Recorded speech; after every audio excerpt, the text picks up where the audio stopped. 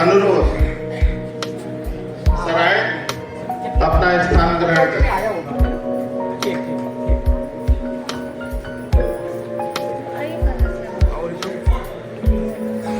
हमारे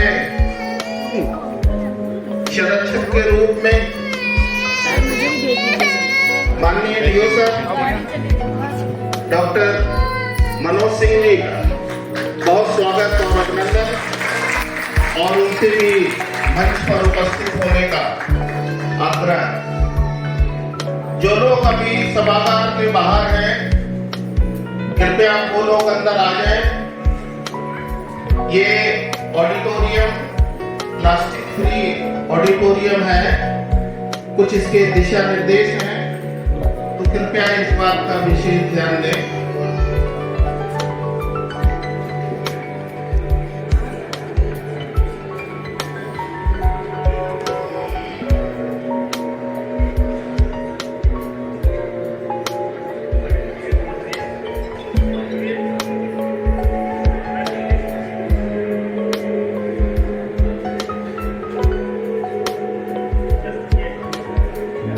बाहर उपस्थित सभी लोग सेमिनार हॉल में आ जाएं। हमारे बीच जो भूतपूर्व फार्मासिस्ट महोदय हैं, उनके लिए अग्रिम पंक्ति में व्यवस्था की गई है। दूसरी पंक्ति में उसी क्रम में हमारे बीच जो सेवानिवृत्ति चिकित्सा अधिकारीगण है, उनके लिए स्थान दिया गया है। अपने अपने स्थान पर बैठे। कुछ विशिष्ट मुख्य अतिथि महोदय अभी बचे हुए हैं, जो कुछ ही क्षण में हमारे बीच उपलब्ध हो जाएंगे। नमामि धन्वन्तरिमादिदेवं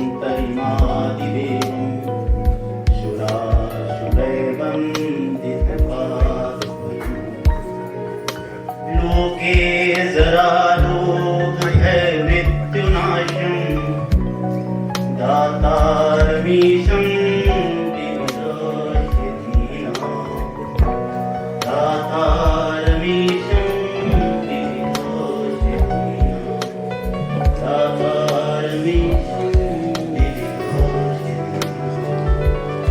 बोलिए भगवान धन्वंतरी की जय। अब मैं संजय मिश्रा जी से अनुरोध करूंगा। उपस्थित आयुर्वेद परिवार के सभी लोगों को भगवान धन्वंतरी के प्राकट्य दिवस की हार्दिक शुभकामनाएं। मैं भगवान धन्वंतरी से प्रार्थना करता हूं कि वे हम सभी को निरोगी रखें, स्वस्थ रखें। सभी लोग आए मंच से, सभी लोगों के आगमन हुआ करता था कि निश्चित समय से बारिश होना, गर्मी का भी एक और होता था कि ये कितने समय कितने महीने गर्मी पड़ेगी, बरसात होगी और ठंडी पड़ेगी। आज काफी कुछ परिवर्तित हो गया है। जहाँ उम्मीद नहीं करते उसमें बरसात हो रही है, मौसम बदल रहा है, ठंडी हो रही है, ग्लोबल वार्मिंग हो रही है, कई तरह की समस्याएं आ रही हैं, और ये बहुत बड़ा चैलेंज है हेल्थ को लेकर। ढेर सारे प्रोविजंस हो रहे हैं, और एक नया प्रोविजन भी सामने आया है, लाइट पोल्यूशन। आप लोग सोचेंगे लाइट पोल्यूशन क्या होता है? पहले शाम होती थी, अंधेरा होता था, अंधेरा होने के बाद सब एक बायोलॉजिकल क्लॉक सेट था हर एनिमल्स का, जो जंतुओं का, कि वो इसके बाद सोने चले जाते। लेकिन आज क्या है, सिविलाइजेशन कुछ ऐसा हो गया है कि रात में भी आप अगर छत पर अपने बाहर निकल जाएंगे, ऊपर आसमान की तरफ देखेंगे तो अजीब सी रोशनी दिखाई देती है। अगर आप गाँव में हैं तो जिस साइड में शहर हो गया, बस्ती होगी, तो वहाँ देखेंगे तो अजीब सा उजाला दिखेगा। ऐसी कंडीशन में हमारे कुछ ऐसे जीव जंतु होते हैं जो रात में रेस्ट करते हैं और सो नहीं पाते। ये लाइट पोल्यूशन बहुत बड़ा कारण है। इसलिए विदेशों में कुछ ऐसे जगहों पर इस तरह के सिस्टम लगा दिए जाते हैं कि एक साथ सारी लाइटें नहीं, स्ट्रीट लाइटें नहीं जलाई जाती। ऑटोमेटिक सिस्टम होता है कि आदमी को गुजर रहा है, जैसे वहां कोई कम्युनिकेशन होता है तो जल जाती है उसमें। तो ऐसे ही क्लाइमेटिक चेंजेस जो हो रहे हैं वो चेंजेस भी एक बहुत बड़ा इशू है हेल्थ को। अगला चैलेंज है जेरियाट्रिक हेल्थ। वृद्धावस्था अपने आप में बहुत बड़ा कष्टकारी विषय है। एक उम्र के बाद हर व्यक्ति बुजुर्ग होता है, लेकिन जो प्रॉब्लम वृद्धावस्था में आया करती थी पहले, वो चीजें आज एक कम उम्र के लोगों में दिखने लगी। पहले एक सिंपल होता था कि 50-60 साल के बाद ये चीजें आएंगी, डायबिटीज, शुगर, हाइपरटेंशन, ये सब चीजें आएंगी। लेकिन आज हम कम उम्र के बच्चों में देखते हैं, कोई बच्चे तो कुछ जन्म से ही डायबिटीज हो रहे हैं। 5 साल के बच्चे में शुगर देखने को मिलता है, 15 से 25 के बीच में बहुत ज्यादा। इसी बीच हमारे बीच जो है डॉक्टर एस के राज जी उपस्थित हो गए हैं। डॉक्टर एस के राज जी का हार्दिक स्वागत और अभिनंदन है। और मैं दीपक सोनी से अनुरोध करूंगा कि एस के राज को मंच पर आसीन कराएं। डॉक्टर दीपक सोनी। और मैं डॉक्टर अनिल कुमार से अनुरोध करूंगा, अनिल कुमार यादव जी से, कि फूके देकर डॉक्टर एस के राज जी का स्वागत करें। और डॉक्टर दीपक से अनुरोध करूंगा माल्यार्पण का इसके व्यवस्था।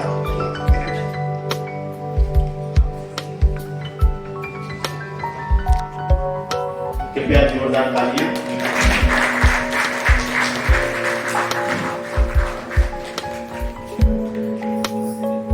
तो इस तरह जेरियाट्रिक हेल्थ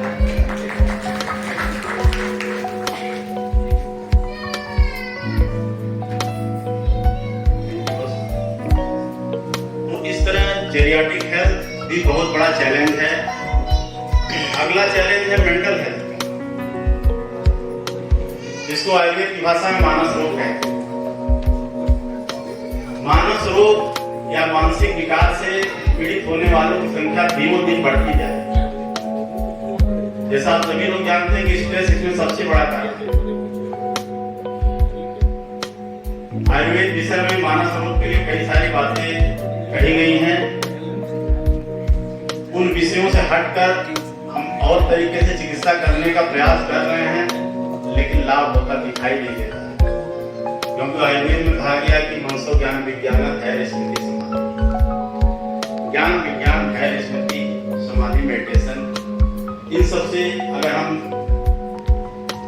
इनके माध्यम से कंसंट्रेट होंगे मानस रोगों के लिए, तो बेहतर होगा मेंटल हेल्थ। योग की विधा को इसीलिए इसमें जोड़ दिया गया है ताकि हम मेंटल हेल्थ अपना इम्प्रूव कर सकें। और यह विषय इस बात को, इस चीज को भी WHO ने संज्ञान में लिया है। इस वजह से आप सबको आयुर्वेद नवाचार के लिए जो बातें कही जा रही हैं, वो बहुत बड़े सौभाग्य की बात है कि आयुर्वेद नवाचार के माध्यम से इसमें कुछ हम चैलेंजेस को कम कर सकते हैं। अगला चैलेंज है न्यूट्रिशनल डिसऑर्डर्स। न्यूट्रिशनल डिसऑर्डर्स आपने देखा होगा कि अब ज्यादा से ज्यादा लोगों का खान पान लाइफस्टाइल ऐसा हो गया है कि कुछ न कुछ जो है micro minerals disorders, deficiency disorders, किसी का विटामिन डी कम हो रहा है, किसी का B12 कम हो रहा है। अभी मैंने एक लिटरेचर पढ़ा था कि इंडियन पॉपुलेशन में मोर देन 90% लोगों का विटामिन डी डेफिशिएंसी पाया गया। जबकि यहाँ लोग ज्यादातर धूप में काम करते हैं, धूप में निकलते हैं, इसके बावजूद भी है। लेकिन लाइफ स्टाइल कुछ ऐसी हो गई है, जैसे हम सर्विसमैन है या बिजनेसमैन है या हम जो शहर में लाइफ स्टाइल से रहते हैं, उसको ध्यान में रखने की जरूरत है कि हमारे शरीर पर कितने पोर्शन में कितने समय की धूप पड़ जाती है। ज्यादातर हम घर में है, ऑफिस में है, कार में है, गाड़ी में बैठे हुए हैं, कपड़े से अपने पूरे बदन को ढके, केवल हाथ और थोड़ा सा चेहरा खुला है। कितने से विटामिन डी कितना बनेगा ये सोचने की बात है। तो ऐसे जो डिफिशियंसी डिसऑर्डर्स हैं वो भी बहुत बड़े चैलेंज बनते जा रहे हैं। इस पर भी ध्यान आकर्षित करने की जरूरत है। और इसी वजह से मिलेट्स ईयर मनाया गया कि आप सभी लोग ज्यादा से ज्यादा लोगों तक ये बात पहुंचाएं और लोगों को स्वस्थ बनाने का प्रयास करें, क्योंकि मिलेट्स में वो क्षमता है कि डिफिशियंसी डिसऑर्डर्स को कम करें। तो ये चैलेंजेस जो है, चैलेंजेस छोटी मोटी चैलेंजेस नहीं, बहुत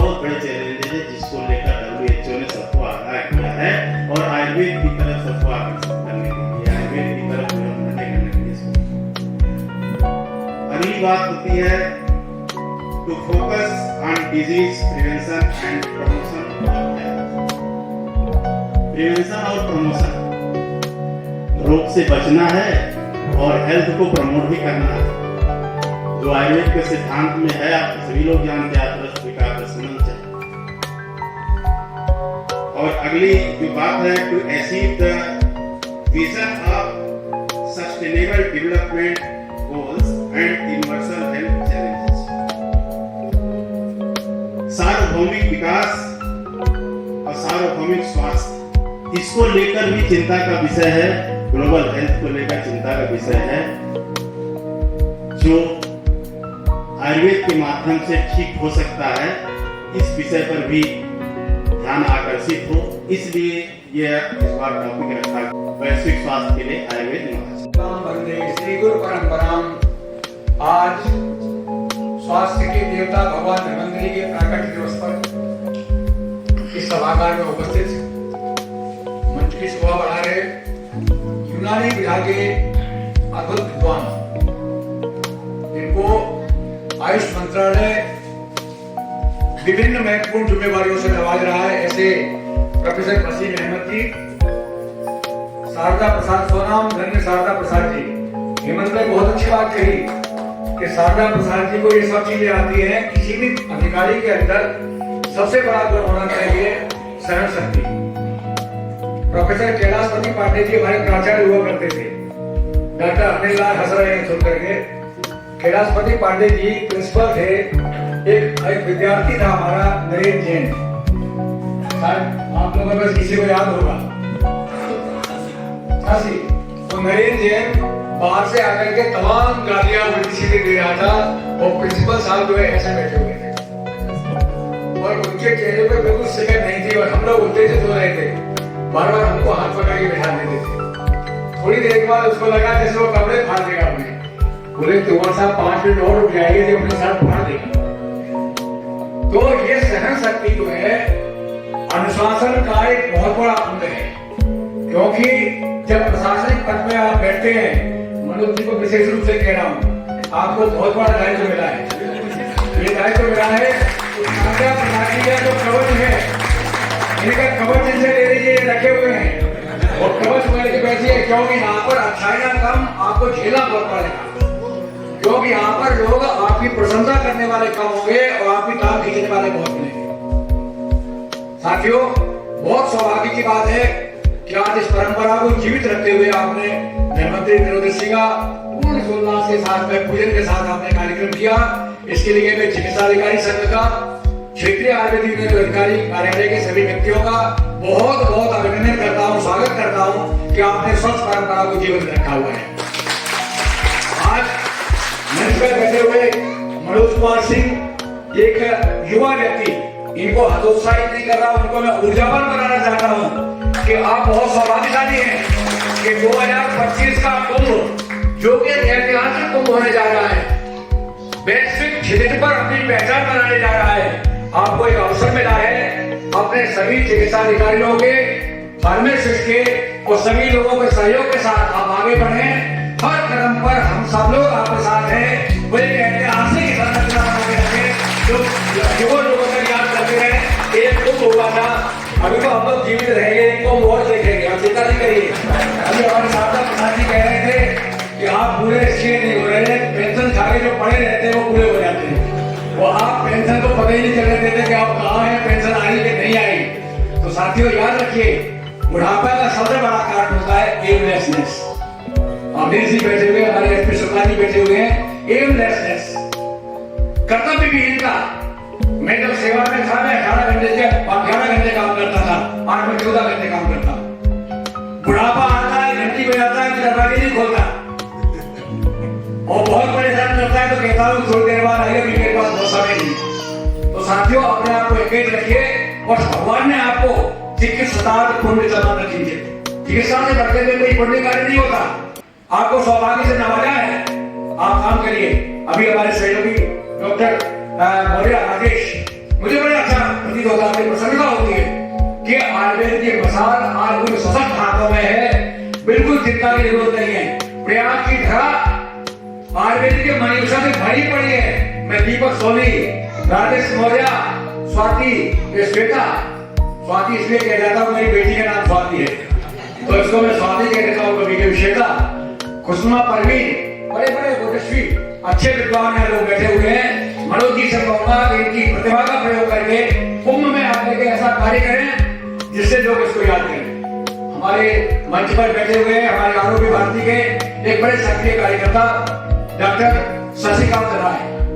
आयुर्वेद केवल जो है रोजी रोटी का माध्यम बनने के लिए सरकारी नौकरी के लिए आप परेशान जो लोग रहते हैं उनको सीखना चाहिए कि इंटरप्रेन्योरशिप में आयुर्वेद कितना आगे जा सकता है।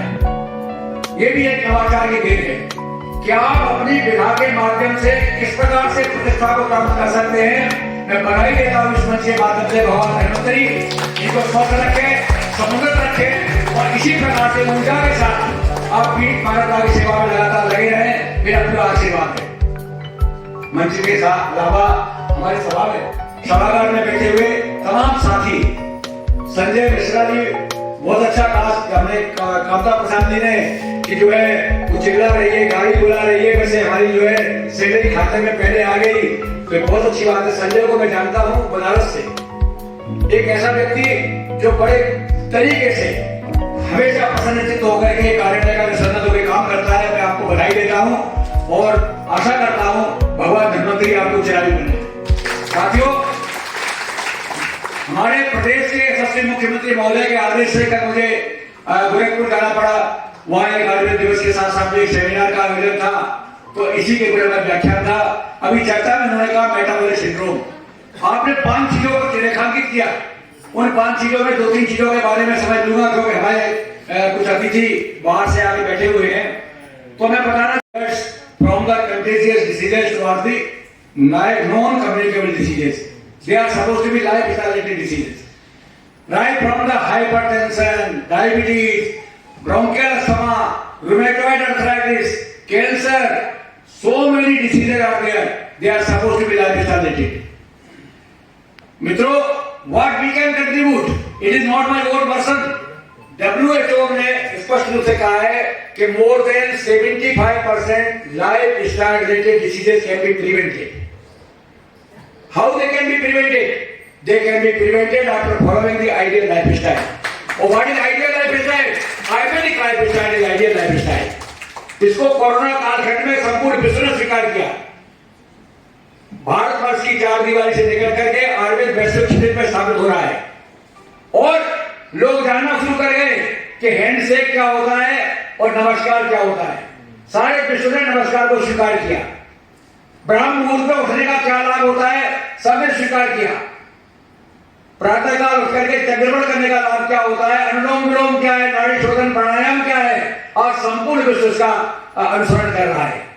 तो हमारी भारतीय संस्कृति के चाहे वो प्रतिवर्ष सदस्य हो, चाहे गंडूस और कवल धारण हो, और साथ साथ में आयुर्वेद की सारी चीजों को सब लोग अनुसरण करने के लिए तैयार है।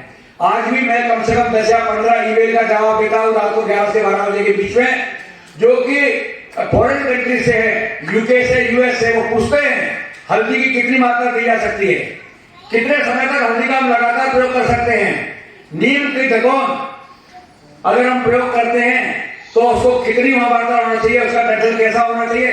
दे are asking such type of questions very deeply, they are very much concern with the herbal medication. ये हमारे सौभाग्य की बात है कि आप अमेरिका के मॉल में अगर नीम की दगोन मिल रही है तो ये हमारी उपलब्धि है। करंदी की दगोन आपकी अमेरिका में मिल रही है, महुआ की दगोन अमेरिका में मिल रही है।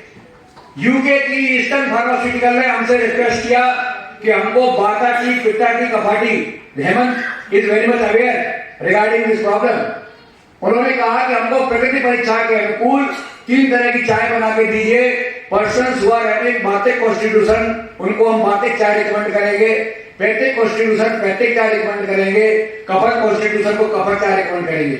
आज उसकी डिमांड इतनी तेजी के साथ बढ़ी है कि कंपनी पूरा नहीं कर पा रही। NCISM नवंबर और दिसंबर के महीने में एक ऐसी नई क्रांति लेके आ रही है कि अभी आप सुनेंगे, आपके पास आएगा आयुष मंत्रालय के माध्यम से कि हर व्यक्ति के ऐप में प्रकृति परीक्षा का ऐप आएगा और हर व्यक्ति की प्रकृति उसके मोबाइल में होगी। अगर आप चिकित्सक के पास जाओगे, आप जानते हैं कि आयुर्वेद जो है इंडिविजुअलाइज साइंस है। Unlike the western medicine, we can not treat each and every individual saying angles. योग मासाम योग विद्या देश कालोपमादितम पुरुषम पुरुषम बीच सके हो विश्वोत्तम। आपको हर व्यक्ति की प्रकृति के अनुकूल चिकित्सा करनी पड़ती है, यह आयुर्वेद की विलक्षणता है। तो जब रोगी आपके पास आएगा तो वो दिखाएगा कि आपकी प्रकृति क्या है, तो वो कहेगा बात पैथिक। तो बात पैथिक प्रकृति को ध्यान में रखते हुए आप चिकित्सा करेंगे। डॉक्टर दीपक सोरेन ने आपके सामने बात कही कि दो तरह की बातें चल रही हैं। They are asking about the evidence based medicine, दो आयुर्वेदिक टाइम टेस्टेड साइंस सिद्धांतों नाम यश परिचित बहुविध परिच हेतु विश्व सार्थकता शास्त्र देने हैं। No doubt it has been established after thorough discussion, seminars and symposia. In spite of that, why it is needed? Because if you want to global community, you want to convince the global community, you will have to prove the efficacy of Ayurvedic drugs or lifestyle on current scientific parameters. You will have to convince them in their own language. तभी आप उसको कर पाएंगे। तो इसके लिए हमको प्रयास करना चाहिए कि हम प्रमाणवादी हैं। हम केवल एविडेंस की बात नहीं करते। हमारे पास आत्मोपदेश, प्रत्यक्ष, अनुमान और युक्ति 4 प्रमाण हैं। इन 4 प्रमाणों के द्वारा जो सिद्ध ज्ञान होगा वो आपका त्रिकाल सिद्ध होगा। भूत में भी वही था, वर्तमान में भी वही है, भविष्य में भी वही रहेगा। यही कारण है कि गिलोइड immunomodulator, it is immunomodulator and it will be immunomodulator. जबकि हाइड्रोक्सीक्लोरोक्विन, आइवरमेक्टिन, एजिथ्रोमाइसिन, रेमडेसिविर का प्रयोग करने के बाद उन्होंने यूटर्न लिया और कहा nothing can be done with this medications, immunity and immunity is only the alternative. आज इसीलिए हम कहते हैं कि उनका ज्ञान जो है साध्य नहीं है, वो परिवर्तनशील है। और ये ज्ञान हमारा जो होता है चतुर्विध प्रमाण से सिद्ध होता है। डॉक्टर दीपक ने जो कही बात आपके सामने, एविडेंस बेस्ड की जगह पे प्रैक्टिस बेस्ड। आज सारे वैज्ञानिक रेट्रोग्रेड रिसर्च कर रहे हैं, रेट्रोस्पेक्टिव रिसर्च कर रहे हैं कि पहले ये था, आज वही है। उनके ज्ञान को हम देखते हैं, फिर अपने ज्ञान को देखते हैं, यह ज्ञान भरा पड़ा है। दूसरी बात आती है एंटी माइक्रो है। वर्तमान समय की स्थिति हो गई, संजय मिश्रा कहिए या आयुर्वेदिक कार्यालय कहिए, मतलब एक ही हो रहा है। हर व्यक्ति के जबान पर संजय मिश्रा जो है कि चल रहा है। तो आयुर्वेद से हमारे यहाँ के सभी चिकित्सा अधिकारी, फार्मेसी, जितना भी कर्मचारी हैं, किसी को शायद किसी प्रकार की दिक्कत नहीं है। यह महानता तो डॉक्टर मनोज और मिश्रा जी के समन्वय के वजह से हो रहा है। कि दोनों आदमी बधाई को पात्र नहीं होगी। प्रयागराज के जनपद के जो चतुर्श्रेणी कर्मचारी कहे जाते हैं, मैं जापान भी से गणतंत्र दिवस के उपलक्ष्य में कई दिनों से मैंने वार्ता किया। जो एनर्जी आपके यहाँ के चतुर्श्रेणी कर्मचारियों में मिली, वो तो दूसरे जनपदों के फार्मासिस्टों या डॉक्टरों में भी नहीं मिली। उन लोग के जैसे एक बोझ मांग रहे हैं। ये हम सभी का सौभाग्य है कि जो प्रयागराज जनपद से जुड़े हुए हैं, प्रयागराज जनपद में ही एक टीम के रूप में सारे चिकित्सा अधिकारी, चाहे भूतपूर्व हो, चाहे वर्तमान के हो, चाहे डॉक्टर हो, चाहे फार्मासिस्ट हो, चाहे कार्यालय हो, सभी लोग एक टीम के रूप में काम करते हैं। और यह कहीं से छिपा नहीं हुआ है। पूरे प्रदेश में फेमस है। जब निदेशालय में जाया जाता है, अरे प्रयागराज में बहुत अच्छी टीम काम करती है, इस्लाम से हम लोगों को जाना जाता है। ये प्रतियोगिता हुई थी, भाषण प्रतियोगिता, आयुर्वेद भाषण प्रतियोगिता। उसमें लास्ट में समय दे दिया गया था कि 3 मिनट में ही आप पूरी बात कह डालिए थी। और मैं प्रशासन में लगभग 7 साल तक वर्क किया है आप लोगों के साथ में रहते हुए। तो वहां पर भी कहा जाता था कि अपनी बात 2 मिनट में कह डालिए। आप तो हमारे बहुत से विशेषज्ञ डॉक्टर, जैसे डॉक्टर कुसुमा हो गए, डॉक्टर राजतिलक तिवारी हो गए, डॉक्टर हेमंत जी हो गए, इन लोगों ने बड़ी अच्छी अच्छी बातें बताई। और डॉक्टर राजेश मौर्य जी तो इस समय प्रयागराज में डीओ के पैरेल में इनका नाम चलता रहता है प्रशासन में जो है। तो आप लोगों ने विस्तृत जाने, डॉक्टर एस के राय जी ने खूब अपने ज्ञान को हम लोग साझा किया। यहाँ पर जो हम लोग जुटे हुए हैं, एक सार में अपना वक्तव्य देने के लिए जुटे हुए हैं, इसलिए कि समय बड़ा अमूल्य होता है।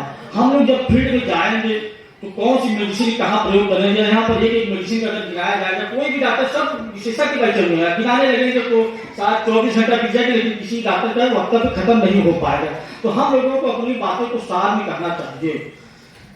डॉक्टर मनोज सिंह जी बहुत ही ऊर्जावान व्यक्ति हैं, हमसे कई गुना ऊर्जावान है, लेकिन मैं जानता हूँ इनको अच्छी तरह से, और इनके अंदर पावर और पोजीशन, मेरे पास उसमें पोजीशन था, पावर नहीं थी, लेकिन वर्तमान समय में शायद हमारे डॉक्टर को जानते होंगे कि डॉक्टर मनोज सिंह के पास पावर और पोजीशन दोनों ही समय होती है। तो प्यार बात जितने हैं सब लोग एक टीम के रूप में इनका साथ दीजिए, जिससे कि गरिमा कहीं से गिरने ना पाए, और कहीं भी उलझिए मत, उलझेंगी तो आपकी पद की गरिमा गिरेगी, आपके विभाग की गरिमा गिरेगी। तो इसलिए कहीं भी उलझिए मत। जैसे एक छोटा सा कहानी बता दूं, एक बाघ और एक गधा दोनों आपस में बहस करने लगे। गधा कह रहा है कि घास का रंग नीला होता है, बाघ कह रहा है कि नहीं हरा होता है। तो दोनों में बहस होते होते तो दोनों चले गए, कहे चलो शेर के पास चलते हैं, राजा के पास चलते हैं, जैसे डॉक्टर मनोज सिंह जी है इस समय। इनके पास चले आए तो राजा ने कहा कि गधा से हाँ बात क्या है, कहे सर हम करेंगे घास का रंग नीला होता है और ये करें हरा होता है, कहेंगे नहीं नीला होता है, ठीक ठीक तुम जाओ जाओ। कहे सर इनको सजा दीजिए ना, गलत बोल रहे थे, कहे हाँ इनको ही सजा दे रहे हैं कि एक हफ्ता तक किसी से बात नहीं करेंगे। तो जब गधा चला गया तो बाघ ने पूछा राजा से कि बताइए आपने हमको सजा क्यों दिया जबकि घास का रंग हरा होता है। तो शेर ने कहा तुम मुझे किससे थे, तुम मुझे किससे थे, तुमने अपना समय बर्बाद किया, हमारा भी समय बर्बाद किया, इसलिए तुमको एक सजा दे रहे हैं। तो कहीं भी जनता आए, कोई आए, आप लोग क्षेत्र में है, अब कहेंगे सर हम तो राइट थे, वही गलत खान हुए, तो ये मत सुनाइए, नहीं उसको शांत करके हटाइए वहां से। और अपने आप को सभी चिकित्सक वर्ग, सभी लोग डॉक्टर मनोज जी से विशेष अपेक्षा करूंगी, एकदम कूल रहिए। जैसे जब लोहा गर्म रहता है तो उस पर लोहा होता है, चाहे उसका फंसा बना दे, चाहे जो भी बना देगा, लेकिन ठंडा रहने पर उसको कोई हिला नहीं सकता नहीं। तो इस प्रकार से अपने अंदर की चिंता रखे रहिए कि कोई आपको हिला नहीं सकता है। किया है गवर्नमेंट ने अंडर ग्रेजुएट्स के लिए, वो चल रहा 2021 है, और वो करिकुलम बेस कर रहा है आउटकम बेस्ड करिकुलम पर, न्यू एजुकेशन पॉलिसी 2020 के हिसाब से। और इस वक्त पोस्ट ग्रेजुएट कोर्सेज के लिए और फाइनल क्रॉस के कोर्सेज के लिए भी इस वक्त बिल्कुल जारी है काम, जिस पर आउट बेस्ड या कॉम्पिटेंसी बेस्ड करिकुलम डिजाइन हुआ है। उसमें वो सारी चीजें जो हम पहले पढ़ लिया करते थे, लेकिन प्रैक्टिस में हम एक्सपीरियंस नहीं करते थे, इसकी वजह से हमें यकीन नहीं होता था कि जो दवा हमने पढ़ा है उस दवा को जब इस्तेमाल करेंगे तो पार्टिकुलरली उसका इफेक्ट क्या होगा, यहाँ बात आई कितनी डोज देंगे, कितनी दिनों तक देंगे, वो सारी चीजें जो चेंज होने जा रही है। अब जो 2030 में 2021 का जो स्टूडेंट जो हमारे एडमिट हो रहा है, वो जब 2030 में पोस्ट ग्रेजुएट करके निकलेगा तो बहुत ही डिफरेंट टाइप का स्टूडेंट है, बहुत डिफरेंट टाइप का पोस्ट ग्रेजुएट होगा। वो उसके अंदर एक्सपीरियंशियल लर्निंग होगी, वो सारे प्रैक्टिकल्स जो हमारे बुक्स में सिर्फ लिखे रहते थे, वो अब कॉम्पिटेंसी बेस्ड सिलेबस में हर एक का थ्योरी से लेकर प्रैक्टिकल तक एक एक पॉइंट्स जो एलेबोरेट की हुई है, उसके ऑब्जेक्टिव डिफाइंड है। वो सारी चीजें स्टूडेंट खुद अब टीचर से मांगेगा कि हमको ये ट्रेनिंग चाहिए, उसके लिए मुख्तलिफ अपॉर्चुनिटीज जो कॉलेजेस को देनी है बच्चों को, वो सब प्रोवाइड करने की कोशिश की जा रही है। तो 2030 के बाद जो इंडिया में सिनेरियो होगा बिल्कुल चेंज होगा, ये हम उम्मीद रखते हैं, क्योंकि गवर्नमेंट की मंशा भी है, उस पर पूरा काम चल रहा है। जो सबसे अहम इशू जो हमारे लिए है वो ये है कि कोई भी पद्धति दुनिया में कहीं भी हो, वो उसी वक्त सर्वाइव करेगी जब पब्लिक में उसकी डिमांड हो। हम अगर अपने आप को पब्लिक के लिए ओपन कर दें, हम जो भी कर रहे हैं उसका पब्लिक को जितना ज्यादा बेनिफिट मिलेगा, जितना फायदा मिलेगा, लोग हमारे से उतने ज्यादा है।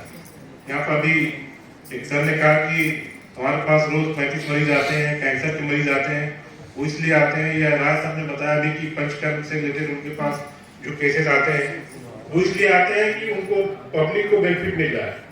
तो जितना ज्यादा हम पब्लिक को बेनिफिट पहुंचाएंगे, जिस लेवल में भी काम कर रहे हैं, उतने ज्यादा हमको आसानी होगी, उतने ज्यादा हमको हमारा प्रोपगेशन होगा और पब्लिक हमारी तरफ अट्रैक्ट होगी।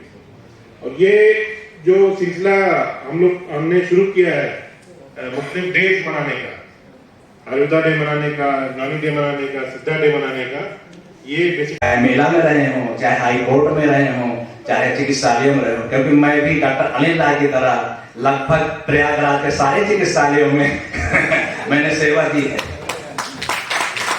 और मैं अपने सारे चिकित्सक, खासकर महिलाओं को, लोग कहते हैं कि महिलाएं आ गई हैं, कार्य प्रभावित होगा। मुझे तो ये खुशी है कि महिलाओं के आने से हमारे गांव की महिलाएं लाभान्वित होंगी। और मैं उनसे यही विनती करता हूं, जैसे अभी डॉक्टर नेहा त्रिपाठी आई, मैं उनके चिकित्सालय गया पियरी में, बगल में भूसा भरा हुआ था, मुझे बहुत तकलीफ हुई देख करके। मेरे चिकित्सा अधिकारी एक आ करके और इस जगह बैठा हुआ है, लेकिन कितनी खुश थी क्योंकि वो 10 मरीज देख चुकी थी। और मैं उनके तुरंत उसके लिए मैंने कहा, गांव प्रधान से बात की मैंने ये कहा कि कोई यहाँ अगर जब वो कोई भवन खाली हो, कोई जो गवर्नमेंट का कोई जो भी हो, उसमें चिकित्सालय शिफ्ट कर दिया जाए। मैंने देखा भी और बात भी कर ली, लेकिन डॉक्टर साहब ने कहा नहीं, मैं इसी जगह पर प्रैक्टिस करूंगी और गांव के लोगों का रोग का निवारण करूंगी। इसी कड़ी में मैं हरिपुर मरवा गया, वहां डॉक्टर अंजलि मिश्रा, जैसे मैं अंदर प्रवेश किया, एक समय वो बहुत अच्छा भवन था, हमारे वरिष्ठ चिकित्सक डॉक्टर शंकर मिश्र वहां जी रह चुके हैं। मैं वहां देखा एकदम अंधेरा छाया हुआ था, क्योंकि मुझे शासन से निर्देश था तुरंत वहां जाके देखो और तुरंत उसके वो करके वहां का जो भवन है, दान का भवन है, तो उसको तुरंत अपने रजिस्ट्री कराओ, तुरंत उसकी व्यवस्था कर रहे हैं। मतलब एक तरह से कि मैं लगभग अपने कार्यकाल, अगर मेरा कार्यकाल आगे रहता है तो सारे चिकित्सालय गवर्नमेंट के होंगे, गवर्नमेंट बिल्डिंग में होंगे। और मैं अपने भूतपूर्व डीओ और भूतपूर्व मेला प्रभारी मेरे 2 बैठे हैं और मेरे सहयोगी बैठे हैं, क्योंकि महाकुंभ आ रहा है। और जैसा बॉस हमारे अनिल बॉस हंस रहे हैं, ऐसे ही हमें आशीर्वाद दें, पूरा सहयोग करें, मेला एकदम ऐसे मेला को प्रभाव हो कि कोई उसमें बाधा ना आए। और इन्हीं सब आशीर्वादों से मैं आज के कार्यक्रम को समाप्त करता हूँ।